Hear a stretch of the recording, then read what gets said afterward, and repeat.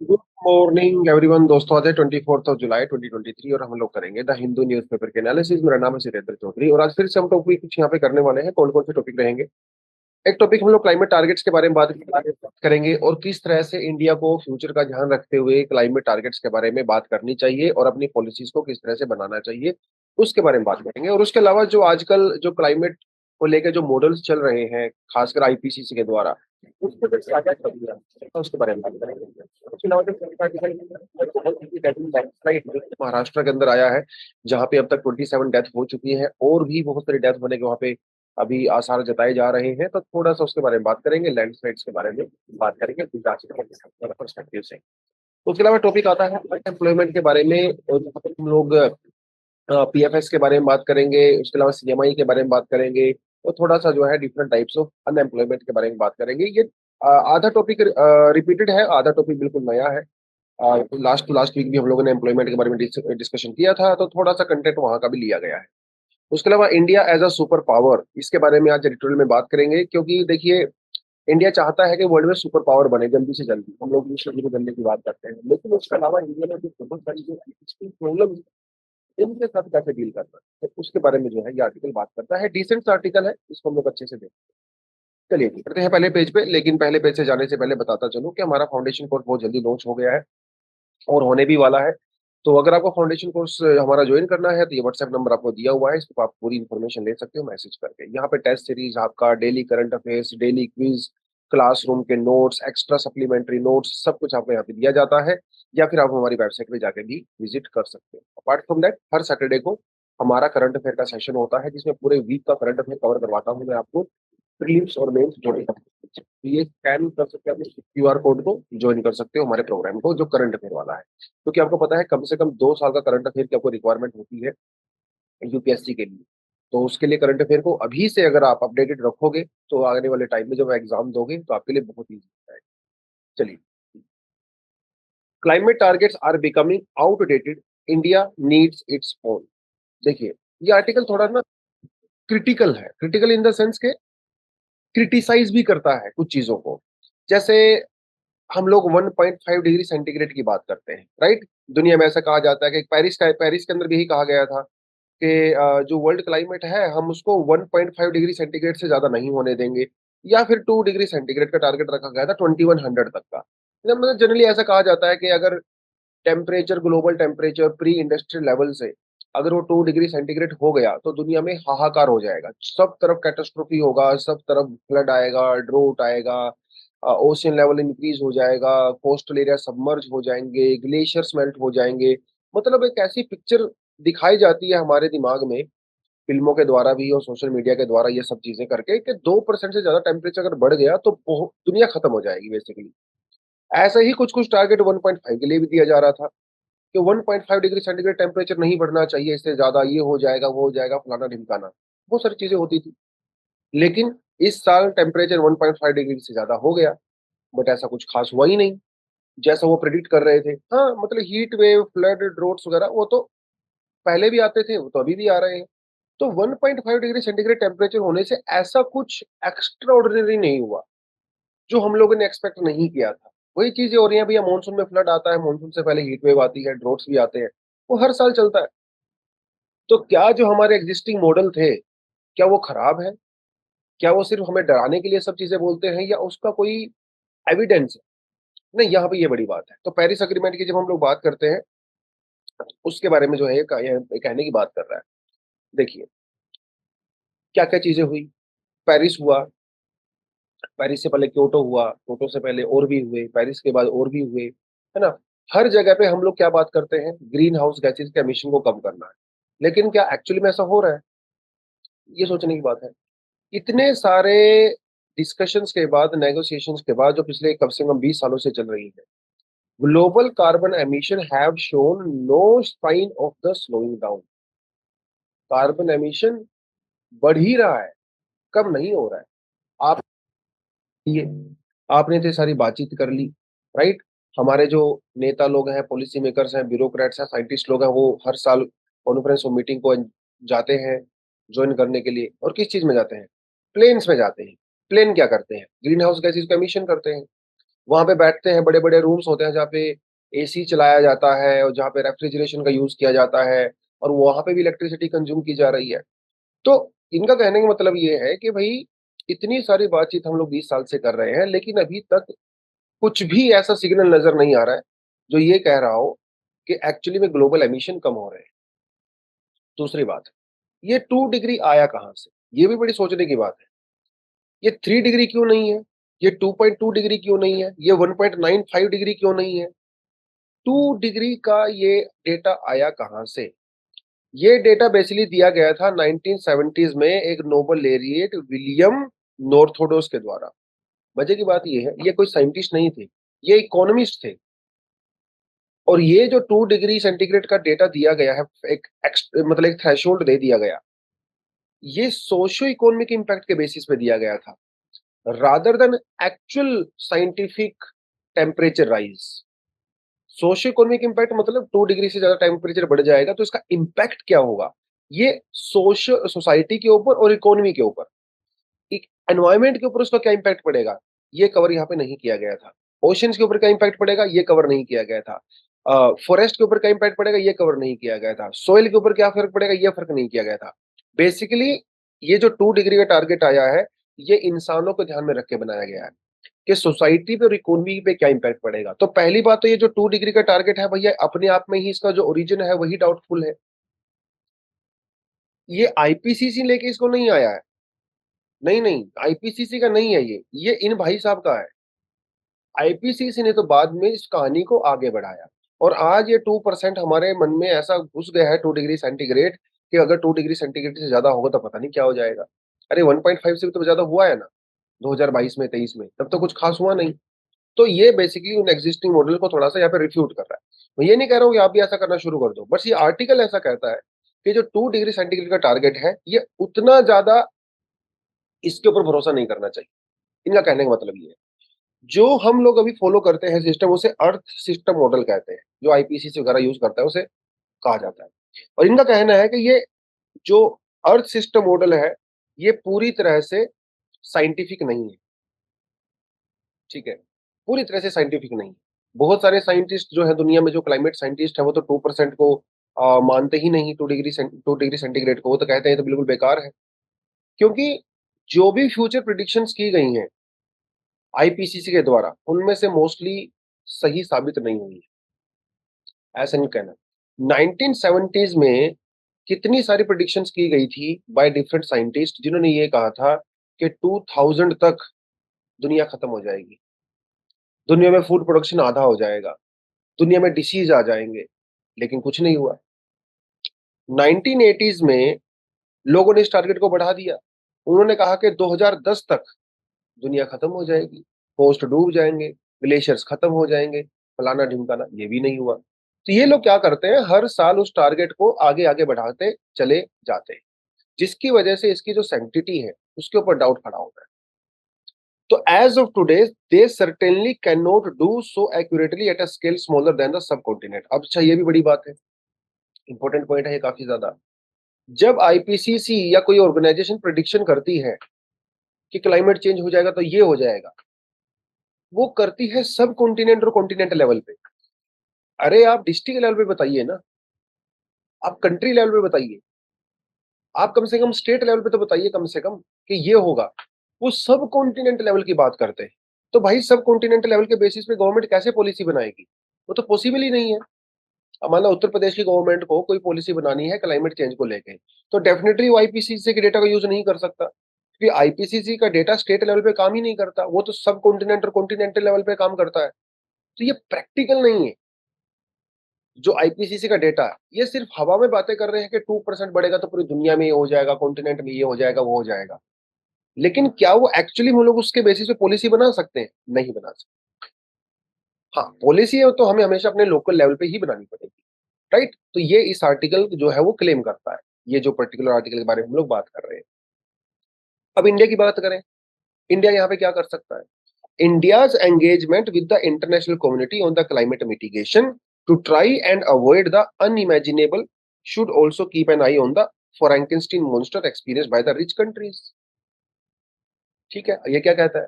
फ्रैंकेनस्टीन मोस्टर का मतलब ये होता है कि आप उसको किसी अच्छे काम करने के लिए करते हो, लेकिन आपके ऊपर वो नेगेटिव इम्पैक्ट कर देता है, बैकफायर कर देता है। अब देखिए इंडिया क्या कर रहा है। इंडिया तो डेवलपिंग कंट्री है, अंडर डेवलप्ड कंट्री है। हमें तो इंडस्ट्री चाहिए, हमें तो जीडीपी ग्रोथ चाहिए। हमारे यहाँ पे तो मिलियंस लोग गरीबी रेखा से नीचे हैं भैया, आपने उनके लेवल को इंक्रीज करना है। हमें तो इंडस्ट्रियल आउटपुट चाहिए। तो क्या यूरोपियन कंट्रीज की तरह, अमीर कंट्रीज की तरह इंडिया अफोर्ड कर सकता है क्या कि ग्रीन टेक्नोलॉजी हर जगह इंट्रोड्यूस कर दो?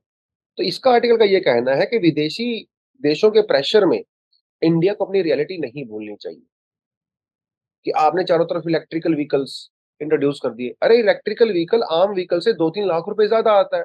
क्या आपके देश में अफोर्ड कर सकते हैं क्या लोग 15 लाख 20 लाख का एक फोर व्हील? नहीं कर सकते। ऑब्वियस सी बात है, इतनी बिजली आप कहाँ से लाओगे?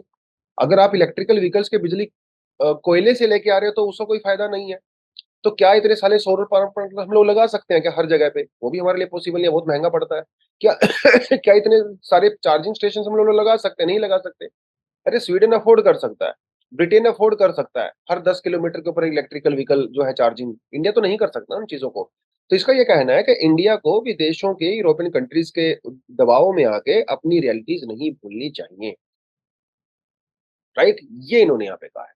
तो लोकल स्केल पे हम लोगों को काम करना पड़ेगा, तभी जाके हम लोग अपनी लीडरशिप को यहाँ पे एक्सर्ट कर सकते हैं।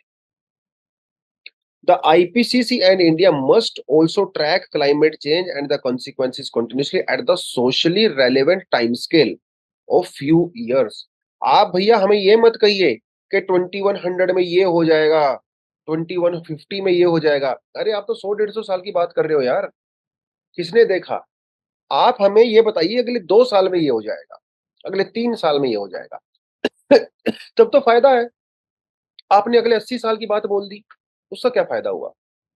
2070 में आपने बोला था, 2000 में ये होगा, तब तो हुआ नहीं। आप 21 इतना लंबा टारगेट क्यों दे रहे हो यार? कुछ ऐसा बताइए कि अगले 2-4 साल में ये होगा, ताकि पॉलिसीज बनाई जा सके बेटर तरीके से। राइट। तो इनका यही कहना है कि इंडिया हर बात के ऊपर अग्री करके, ठीक है, ये जो अनरियलिस्टिक सिनेरियो ये क्रिएट करते हैं हमारे लिए, 2100 में ये हो जाएगा, उसको फॉलो ना करने की बजाय अपनी लोकल बायोडायवर्सिटी को स्टडी करना चाहिए, अपनी लोकल नीड्स को स्टडी करना चाहिए। हमारी कितनी कैपेसिटी है, हमें कितनी जरूरत है, तब जाके इंडिया को अपने लिए टारगेट बनाए जाने चाहिए। और वो टारगेट डेफिनेटली ग्लोबल टारगेट के साथ अलाइन करने चाहिए। लेकिन इसका मतलब ये नहीं है कि ग्लोबल अलाइनमेंट के चक्कर में भाई हम लोग अपना ही यहाँ पे नुकसान कर बैठे। हर किसी की रियलिटी अलग अलग है। राइट, तो ये इन्होंने बात यहाँ पे बोलने की कोशिश की। चलिए जी, आगे बढ़ते हैं। 75 people still untraced in the landslide hit village in Raigad. ये तो आर्टिकल हम लोगों ने किया था लास्ट टू लास्ट वीक, और ये वही मोस्टली कंटेंट आपको दिया गया है, ज्यादा इसमें मैंने ऐड नहीं किया है। लेकिन तब हम लोगों ने लैंडस्लाइड किया था, वो हम लोगों ने हिमाचल के कॉन्टेक्स्ट में किया था। ये हम लोग लैंडस्लाइड कर रहे हैं वेस्टर्न घाट के कॉन्टेक्स्ट में कर रहे हैं। लोकेशन का यहाँ पे फर्क, बाकी लगभग चीजें सेम है। अनफॉर्चुनेटली एक गांव में महाराष्ट्र में भयंकर बारिश हुई, अभी भी हो ही रही है वहां पे तो। और उस बारिश के बाद वहां पे आया एक लैंडस्लाइड।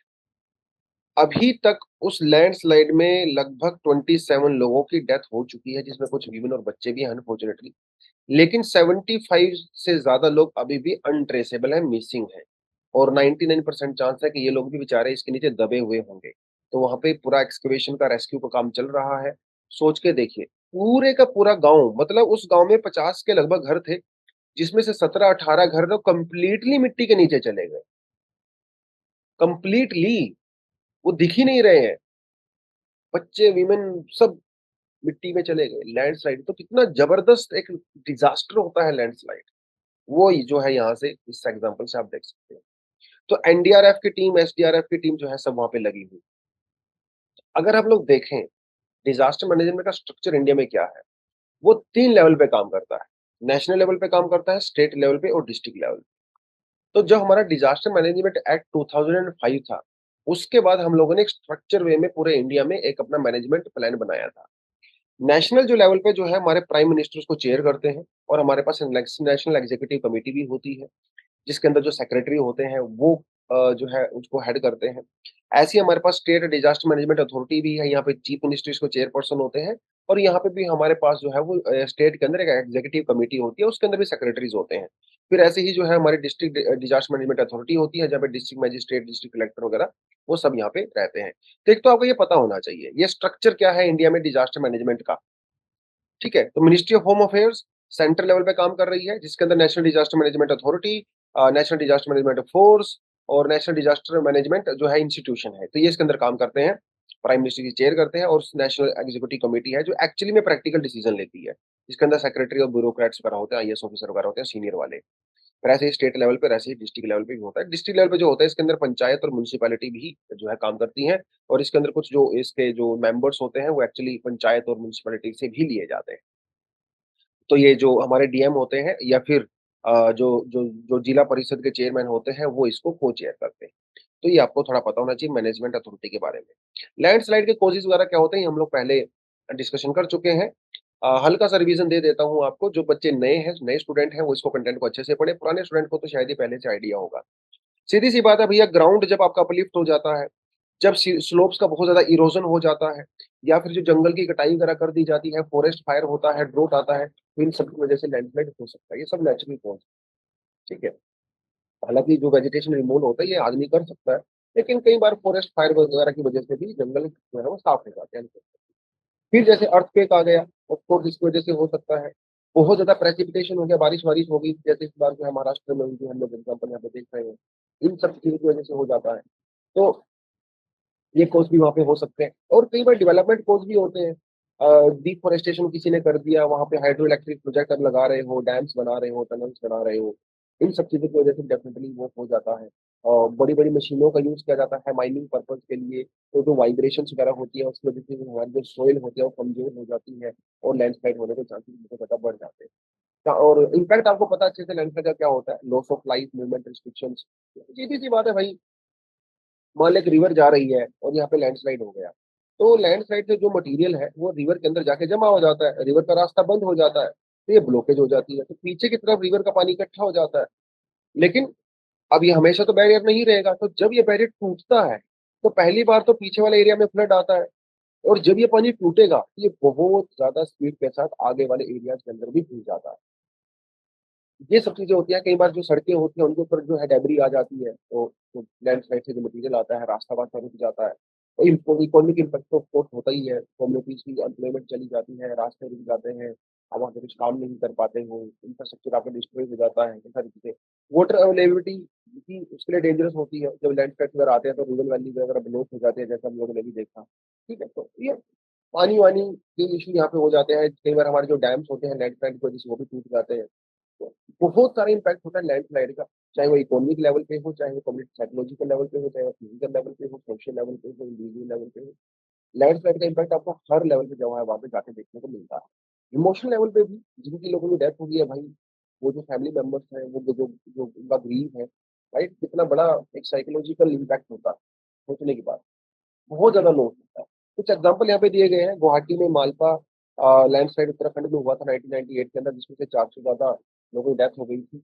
और ये जो मुंबई लैंडस्लाइड हुआ था 2000 में 67 लोगों की डेथ हो गई थी और अभी जो महाराष्ट्र में हुआ है, यहाँ पे भी 27 तो आ चुके हैं डेथ और अनफॉर्चुनेटली हो सकता है इससे ज़्यादा भी वहाँ पे होने के चांसेस। तो लैंडस्लाइड एक डेडली एक नेचुरल डिज़ास्टर है ऑफ कोर्स, जिसको मैनेज किया जा सकता है अलग-अलग तरीके से। ये सबसे इम्पोर्टेंट पॉइंट होता है लैंडस्लाइड हज़ार्ड ज़ोन।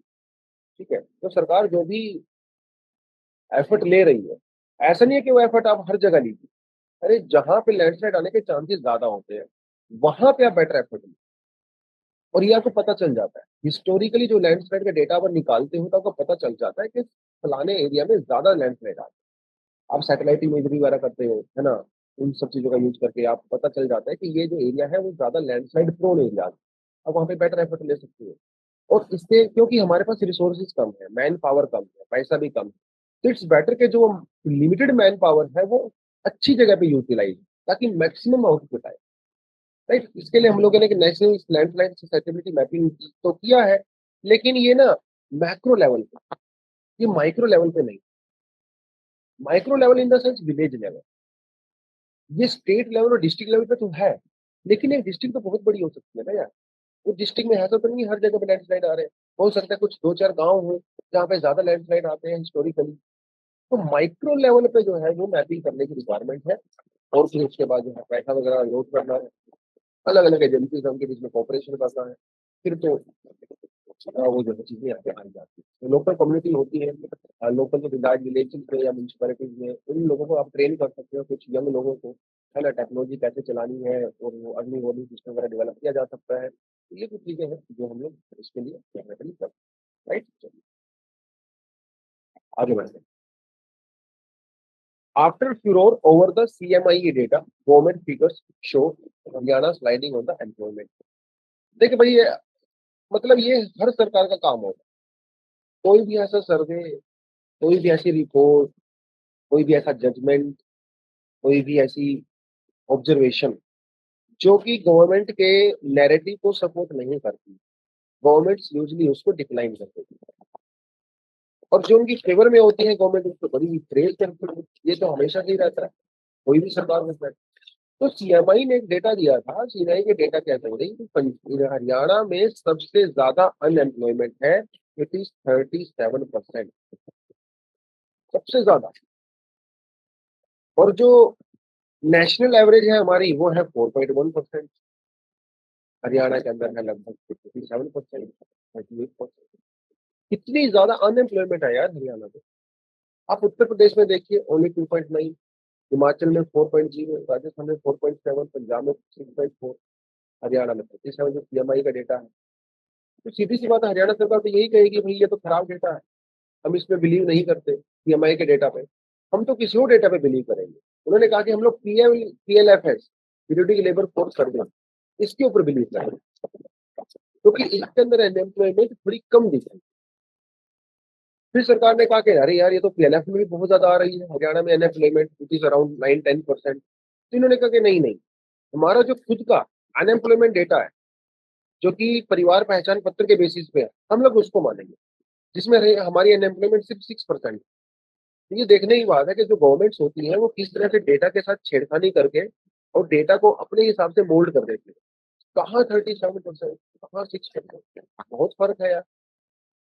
ये थोड़ा सा आपको आइडिया होना चाहिए कि इंडिया में अनएम्प्लॉयमेंट कैसे मेजर की जाती है।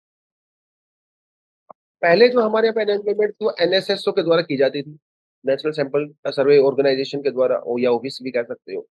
सरकार ने 2017 में इसको रिप्लेस कर दिया क्योंकि इसका डेटा लीक हो गया था। और एज पर एनएसएसओ सर्वे इन 2017 इंडिया में 40 साल की सबसे ज्यादा अनएम्प्लॉयमेंट थी। सरकार ने कहा यार ये तो बड़ी गड़बड़ हो जाएगी, सरकार ने एनएसएसओ को ही खत्म कर दिया और उसकी जगह पे एक नया कॉन्सेप्ट इंट्रोड्यूस किया गया एनएसओ के द्वारा which is called PLF, periodic labour force survey. सरकार ने कहा कि भी ये हम लोग ने इसलिए इंट्रोड्यूस किया है ताकि एक तो ये टेक्नोलॉजी कंप्यूटर बेस्ड है, तो ये डेफिनेटली प्रोसेस थोड़ा जल्दी करता है। उसके अलावा सरकार ने ये कहा कि इसमें जो हम लोग डेटा कलेक्ट कर रहे हैं, जो भी चीज़ें कर रहे हैं, वो अभी थोड़ा जल्दी रिलीज़ होगा। तो सरकार को पिक्चर जो है ज़्यादा क्लियर हो जाएगी short interval period of time of 3 months only. पहले जो डेटा आया करता था वो 1-1 साल के बाद आया करता था। तो ये सरकार ने जस्टिफिकेशन दिया था एनएसएसओ को खत्म करने के लिए। खैर, वो जस्टिफिकेशन जो भी है, तो इसके 2 ऑब्जेक्टिव हैं, to ensure the key employment and to estimate employment and the unemployment indication in both usual status and the CWS status. Usual status और सीडब्ल्यूएस स्टेटस का मतलब होता है यूजुअल स्टेटस मतलब जो 1 साल में और सीडब्ल्यूएस स्टेटस मतलब वीकली। तो ईयरली बेसिस पे अनएम्प्लॉयमेंट और वीकली बेसिस पे अनएम्प्लॉयमेंट दोनों कैलकुलेट की जाती हैं इसके द्वारा। पहले ये सिर्फ रूरल एरियाज में होता था, अब ये रूरल और अर्बन दोनों एरियाज के अंदर इसको कंसिडर किया जाता है। ठीक है? चलिए, तो क्या और सीएमआई क्या है जिसके ऊपर ये कंट्रोवर्सी हो गई है? सीएमआई सीएमआई जो है एक थिंक टैंक है, एक तरह का आप इसको एनजीओ टाइप का कह सकते हो, जो कि 1976 में इसका एस्टेब्लिश किया गया था। ठीक है? ये क्या करता है? सीएमआई जो है डेली बेसिस पे सर्वे कंडक्ट करता है। ठीक है? और उस सर्वे कंडक्ट करने में लोगों को सवाल पूछता है कि क्या आपके पास कोई काम है? क्या आप काम कर रहे हो? अगर जैसे मान लो आज सर्वे हुआ और आज मेरे पास सर्वे के लिए क्वेश्चन पूछा गया कि आर यू वर्किंग? और मैंने कहा no I am not working. तो I would be declared as unemployed person. फिर मुझसे पूछा जाएगा सर क्या कल आप काम कर रहे थे? अगर मैं कहूँगा हाँ, कल मैं काम कर रहा था, तो I will be considered as a employed person. तो सीएमआई के डेटा में बहुत बार सवाल उठाए जाते हैं कि इनका जो डेटा है बहुत रोबस्ट नहीं। दूसरी बात, जो जब हम लोग इंटरनेशनल लेबर ऑर्गेनाइजेशन की बात करते हैं, आईएलओ ये कहता है कि भैया देखिए अनएम्प्लॉयमेंट में भी और एम्प्लॉयमेंट में फ़र्क होता है। एक आदमी जो स्कूल टीचर है, वो भी एम्प्लॉयड है। एक आदमी जो बाहर बैठ के पकोड़े की रेहड़ी लगा रहा है, वो भी एम्प्लॉयड है। एक आदमी जो रैग पिकिंग कर रहा है, जो कूड़ा-कचरा जो है वो उठा रहा है, वो भी एक एम्प्लॉयमेंट है।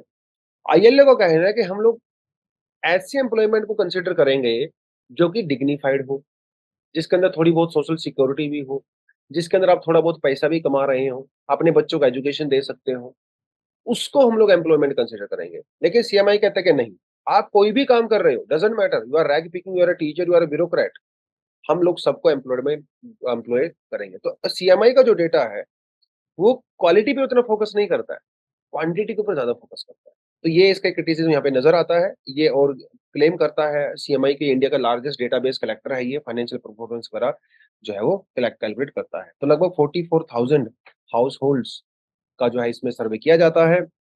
जबकि जो एनएसओ मतलब यानी कि जो पीरियोडिक लेबर फोर्स सर्वे जो करता है, वो लाखों की संख्या में करता है। तो इसका जो डेटाबेस है, वो थोड़ा-सा कम है। ख़ैर, लेकिन सीएमआई का मेथोडोलॉजी चाहे जो भी हो, लेकिन इसका जो डेटा है, वो बिल्कुल भी पॉलिटिकल अलाइनमेंट के साथ नहीं चलता है, बिल्कुल न्यूट्रल रहता है और क्योंकि किसी गवर्नमेंट के अंदर काम ही नहीं करता है, तो इंडिपेंडेंट काम करते हैं। ख़ैर, तो ये इन्होंने इसके अंदर इन्होंने कुछ बताने की कोशिश की। चलिए। बात करते हैं अगर अनएम्प्लॉयमेंट की तो हमारे पास डिफरेंट तरह की अनएम्प्लॉयमेंट होती है। Disguised unemployment, seasonal, vulnerable, technical unemployment, friction employment. ये हम लोग पहले प्रीवियसली डिटेल में डिस्कशन कर चुके हैं। हल्का-सा आपको आइडिया दे देता हूँ। डिस्गाइज्ड डिस्गाइज्ड का मतलब होता है कि एक तरह के बोलिए कि छुपा रुस्तम टाइप्स। मतलब ऐसा लगता है देखने में कि आदमी काम कर रहा है, बट वो एक्चुअल में काम नहीं कर रहा है। उसे डिसगाइज्ड अनएम्प्लॉयमेंट कहते हैं। जैसे आपके पास एक खेत है, छोटा-सा खेत है। उस खेत के अंदर 2 आदमी काफ़ी हैं काम करने के लिए, लेकिन फैमिली में तो 5 लोग हैं, तो 5 के 5 लोग इसमें काम कर रहे हैं, जबकि ज़रूरत सिर्फ़ 2 लोगों की है। तो देखने में ऐसा लगता है कि सब लोग एम्प्लॉयड हैं, लेकिन ऐसा है नहीं। तो इसमें जो 3 लोग एक्स्ट्रा हैं, they are under disguised unemployed. ये मतलब होता है। सीज़नल तो आप समझ ही गए होंगे, भैया जब सीज़न आता है खासकर एग्रीकल्चर फील्ड में जैसे हॉलिडे डेस्टिनेशंस वगैरह होती हैं, आइस मैन्युफैक्चरर्स होते हैं। ऑब्वियसली गर्मियों में आइस मैन्युफैक्चरर को ज़्यादा ज़रूरत होती है, ज़्यादा एम्प्लॉयमेंट होती है। हॉलिडे जब गर्मियों की छुट्टियाँ पड़ती हैं, तो लोग ज़्यादा हिल स्टेशन पे घूमने के लिए जाते हैं, अदरवाइज़ तो ऑफ सीज़न होता है। तो एग्रीकल्चर में भी ऐसा ही होता है, जब जब जब कोई फसल लगानी होती है, काटनी होती है, तब एम्प्लॉयमेंट ज़्यादा होती है। तो ये सीज़नल अनएम्प्लॉयमेंट जो है यहाँ पे क्रिएट होती है। ऐसी वल्नरेबल अनएम्प्लॉयमेंट होती है जो लोग जैसे कॉन्ट्रैक्ट पे काम करते हैं, फ्रीलांसर्स होते हैं, वो वल्नरेबल अनएम्प्लॉयमेंट होती है। पता नहीं आपको नौकरी से कब निकाल दिया जाएगा। ऐसे ही हमारे पास टेक्नोलॉजिकल एम्प्लॉयमेंट भी होती है जब यू नो जब टेक्नोलॉजिकल एडवांसमेंट होता है, नई टेक्नोलॉजी इंट्रोड्यूस की जाती है। तो जब नई टेक्नोलॉजी इंट्रोड्यूस की जाती है, तो पुराने वाले बहुत सारे लोग उसमें से निकल जाते हैं, क्योंकि उनको वो टेक्नोलॉजी नहीं आती। ठीक है? अब कंप्यूटर इंट्रोड्यूस कर दिए गए, जिसको कंप्यूटर चलाना नहीं आता था, वो बेचारा अनएम्प्लॉयड हो गया। तो ये चीज़ें भी होती हैं। फ्रिक्शन अनएम्प्लॉयमेंट का मतलब जैसे मान लो मैंने प्रेप आईएएस की नौकरी छोड़ दी, मैंने यहाँ से रिज़ाइन दे दिया। अब मैं दूसरी नौकरी ढूँढ रहा हूँ। तो इस रिज़ाइन देने के बीच में और दूसरी नौकरी के ढूँढने के बीच में आई एम अनएम्प्लॉयड, उसे कहते हैं फ्रिक्शनल। इसके और भी वेरिएशंस होते हैं, लेकिन this is also one of the frictional unemployed. ठीक है? आपको आई थिंक समझ में आ गया होगा मैं क्या कहना चाह रहा हूँ। बाकी सरकार ने कई सारे स्टेप लिए हैं अनएम्प्लॉयमेंट को दूर करने के लिए हमारे यहाँ पे। उसके बाद देखिए देखिए आपने अभी दृश्यम जो है training the rural youth, integrated rural development programme है, हमारे पास जवाहर रोजगार योजना हमारे पास है और मनरेगा हमारे पास सबसे बड़ा है, प्रधानमंत्री कौशल विकास योजना है, startup India, stand up India, ऐसे बहुत सारे स्टेप जो है हम सरकार ने ऑलरेडी लिए हुए हैं। चलिए, अब बढ़ते हैं आज के एडिटोरियल के ऊपर जो कहता है dilemmas of the India's great power ambition. तो सीधी-सी बात है भई रास्ता कोई एक नहीं होता है, कई सारे रास्ते होते हैं। जितने सारे रास्ते होते हैं, उतने ही ज़्यादा आपके सामने सवाल खड़े होते हैं। कौन-सा रास्ता चूज़ करूँ? क्योंकि हर रास्ते का अपना प्रोज़ है, अपने कॉन्स हैं। इंडिया के सामने भी इस समय बहुत सारे रास्ते खुले हुए हैं, खासकर 2 सबसे बड़े रास्ते। इंडिया चाहता है कि हम लोग सुपर पावर बनें, ठीक है? हम चाहते हैं कि दुनिया में हमारा नाम, जो इंटरनेशनल प्लेटफ़ॉर्म्स हैं, वहाँ पे हमारा जो है पावर बढ़े, नेगोशिएशन पावर बढ़े, वो सब। हम लोग ये चाहते हैं। तो एक तो बात ये हो गई कि इंटरनेशनली अपनी पावर को एक्सर्ट करना चाहते हैं। दूसरी तरफ मिलियंस ऑफ लोग हमारे देश में जो है पुअर हैं। Yes, child mortality, maternal mortality, caste based issues, discrimination, दंगे फसाद, एक तरफ ये है। तो क्या इनके ऊपर फोकस करें या इसके ऊपर फोकस करें? अब ये हमारे सामने एक धर्म संकट है, इट्स अ डायलेमा। तो जब इंडिया एक ग्लोबल सुपर पावर बनना चाहता है, हमारी प्रायोरिटी क्या होनी चाहिए? क्या हमारी प्रायोरिटी डोमेस्टिक इश्यूज़ को दूर करने की होनी चाहिए या फिर इंटरनेशनल के ऊपर फोकस करना चाहिए? वो जो है यहाँ पे इन्होंने बताने की कोशिश की है। तो इन्होंने 2 चीज़ें यहाँ पे बात की, India before 1991 and India after 1991। 1991 से पहले India was a weak, poor, deeply beleaguered country. हमारे देश के पास सिर्फ़ और सिर्फ़ $5.8 बिलियन का रिज़र्व बचा था। सोचने की बात है, पूरे देश के ऊपर। इतनी तो अनिल अंबानी जी की और अडानी जी की कुल पॉकेट मनी है, साल भर की। और ये हमारा पूरा फॉरेक्स रिज़र्व था। हमारी जीडीपी वाज़ ओनली $270 बिलियन। आज हम लोग ट्रिलियंस ऑफ डॉलर्स की बात करते हैं। 50% से ज़्यादा लोग हमारे देश में पॉवर्टी लाइन से नीचे थे, 1991 से पहले। सोचने की बात है। सोवियत यूनियन उस समय कोलैप्स हो गया, हमारा खासम-खास दोस्त कोलैप्स हो गया। यूनाइटेड स्टेट्स के ऊपर हम लोग वैसे भरोसा नहीं करते थे कभी भी। तो चीज़ें बहुत खराब जा रही थी उस समय पे। तो हमारी जो पॉलिटिशियंस थे, उनके सामने एक धर्म संकट था। अब हम लोग क्या करें? फिर हम लोगों ने जो है जैसे-कैसे करके एलपीजी रिफ़ॉर्म किया और आज बात 2023 की हम लोग करते हैं। आज सोच के देखिए, हमारा जो फॉरेक्स रिज़र्व है वो $600 बिलियन से ज़्यादा है। तब कितना था? Only around 5.8 billion. ठीक है, सोचने की बात है। तब हमारे सामने पाकिस्तान बहुत बड़ा संकट हुआ करता था। क्या पता पाकिस्तान के साथ कब लड़ाई हो जाए। अभी पाकिस्तान उतना बड़ा संकट हमारे सामने नहीं है, वो स्पेस चाइना ने ले लिया है। रियलिटी चेंज हो गई। यस, आप पर कैपिटा इनकम में देख लीजिए। पॉवर्टी रिडक्शन इंडिया में बहुत ज़्यादा हुआ है। मिलियंस ऑफ डॉलर जो है वो लोग जो है वो पॉवर्टी से बाहर आ गए हैं। अभी भी है पुअर, ऐसी बात नहीं है, लेकिन आप कंपेयर करोगे 1991 से, तो उस समय पॉवर्टी लाइन से ऊपर 50% से ज़्यादा लोग पुअर थे। अब जो है it is only less than 20%। Even कुछ आंकड़े कहते हैं लेस देन 14%। 50 से 14 पे आ गए हो आप लोग। कितना फ़र्क है। इंडिया वर्ल्ड की 5th लार्जेस्ट इकोनॉमी है। $4 ट्रिलियन की इकोनॉमी है हमारी। पीपी की टर्म में अगर हम लोग बात करें, नॉमिनल टर्म में बात करें। 100 से ज़्यादा न्यूक्लियर वेपन है आज हमारे देश के पास। और और ग्लोबली हमारी इक्वेशन भी चेंज हो गई है। अभी अमेरिका हमारा खास मित्र बन गया है। सोचने की बात है। तब अमेरिका के साथ हमारी 36 का आंकड़ा हुआ करता था। सोवियत यूनियन टूट गया, हम लोग फ्रांस के नज़दीक चले गए, इज़राइल के नज़दीक चले गए, यूरोप के नज़दीक चले गए। सोचने की बात है। जब यूक्रेन की बात आती है तो दुनिया इंडिया को कहती है कि आप रशिया के ऊपर दबाव बनाइए। वर्ल्ड पॉलिटिक्स में आज हमारा स्टैंडर्ड बढ़ा है पहले के कंपैरिजन में। लेकिन सवाल फिर भी वही खड़ा होता है। आज भी इंडिया में मिलियंस ऑफ लोग जो हैं वो पॉवर्टी में जी रहे हैं। कितनी सारी मदर्स हैं जिनकी डेथ हो जाती है डिलीवरी के टाइम पे, उनके बच्चों की डेथ हो जाती है। कितनी सारी गर्ल्स हैं आज भी उनका जो है वो चाइल्ड मैरिज हो रही है। कितनी सारी गर्ल्स हैं आज भी जो कि स्कूल ड्रॉप आउट हो जाती हैं। तो क्या ये समस्याएँ हमें ज़्यादा फोकस करनी चाहिए या फिर वर्ल्ड पॉलिटिक्स के ऊपर फोकस करना चाहिए? ये जो है हमारे सामने यहाँ पे सवाल खड़े होते हैं। लेकिन सब कुछ आज भी अच्छा नहीं है, बहुत सारी चीज़ें खराब भी हैं। 5th लार्जेस्ट इकोनॉमी होते हुए भी हमारी जो पर कैपिटा इनकम है दैट इज़ अंडर $2000। बांग्लादेश से भी कम है आज भी हमारी per capita income. Ease of doing business में हालाँकि इंडिया का रैंकिंग इम्प्रूव हुआ है, लेकिन आज भी बिना ब्राइब के आज भी नहीं होता है। सोचने की बात है। अरे 4 बूंदें क्या हुई, पूरा दिल्ली डूब गया यार।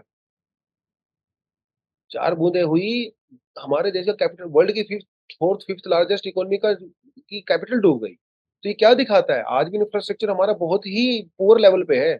यही तो दिखाता है, आज भी हमारी जो प्रिपरेशन है बहुत पुअर लेवल पे है। दुनिया के सामने क्या संदेशा जाता होगा कि 4 दिन की बारिश में उनका दिल्ली डूब गया। कितनी बड़ी बात है। तो पॉवर्टी रिड्यूस आपको करना है, बिलियंस ऑफ लोगों की आपकी देखभाल करनी है, उनको एजुकेशन देना है, उसके ऊपर फोकस करें।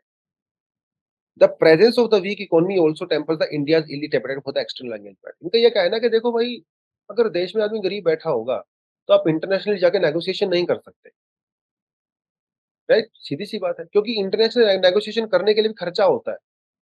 हमारे यहाँ पे पिछले 4-5 सालों में एक्सटर्नल अफेयर्स के ऊपर हमारा जो बजट है वो लगातार कम हो रहा है। दिस इज़ ऑन 0.44% जो कि लगातार हम लोग रिड्यूस करते चले जा रहे हैं, क्योंकि हमारे पास पैसा ही नहीं है। पैसा ही नहीं है। अगर आप यूएसए से इंडिया का कंपेयर करें,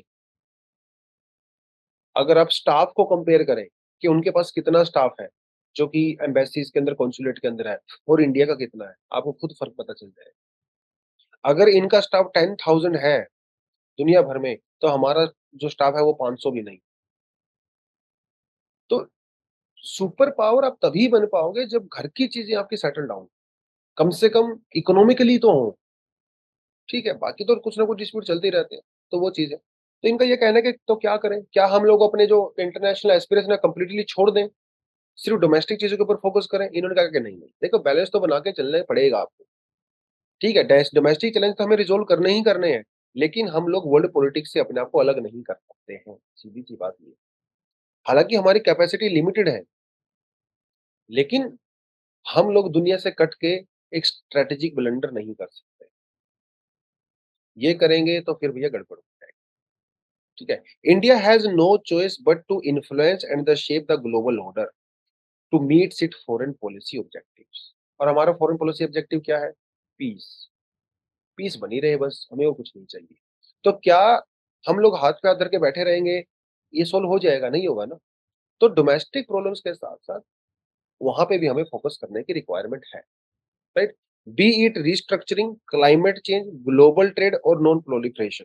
new Delhi can ill afford to let someone else make the rules, abide by them.